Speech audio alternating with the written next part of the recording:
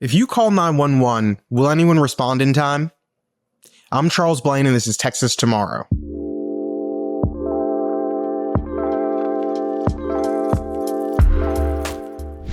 So when you call 911, you expect it to work, and you expect them to send someone immediately.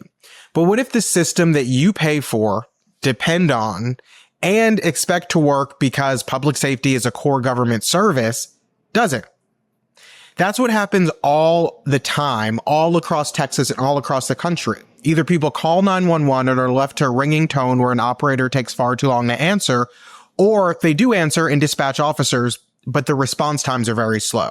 This is a national crisis.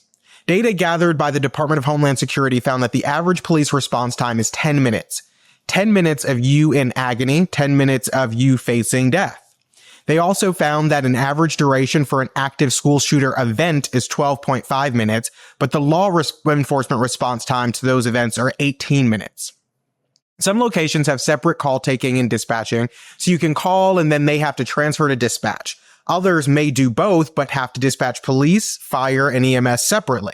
And the reality is that anything short of an overly violent event will often get pushed to the bottom of the list for the dispatcher. This is why you often hear people say they just don't call the police when they notice their car was broken into. The crime has been committed, no one is currently in danger, and in some locations that could mean hours. Yes, I mean hours before an officer is dispatched in response to the crime. So if you come out of a Target at 7 p.m. on a weeknight to a broken window, are you going to wait hours in a dark parking lot to make a report that will ultimately not result in anyone being held accountable? Probably not. So what does that mean?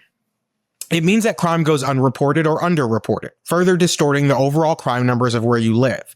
And if even a handful of others are doing the same thing, then you truly have no lens into how bad crime is in your area. Alternatively, many people know this is a problem, so they will often abuse the system to their advantage, claiming they heard gunshots when in reality they just want police to break up the party next door. That then diverts critical resources from other emergencies that are actually in progress, further delaying their response times. In Dallas in 2023, Priority 1 calls, the highest priority, had an average response time of 11.3 minutes. Priority 4 calls, 587 minutes. That's 9 hours. Frequently, smaller cities will have better times, but smaller footprints to cover and lower population means lower call volume. But they're not exempt from the staffing and resourcing challenges of other departments and can struggle with response times too. Similarly, high crime areas where response times are likely the most crucial is where they're often the worst. It's a problem that goes across departments, and departments across Texas are trying to address through hiring more resources, supplementing their workforce with trained non-peace officer personnel, discouraging calls to the emergency line, and instead telling people to call the non-emergency line. But there's still a long way to go because this is a core service of government, and when you need them the most, you expect them to answer.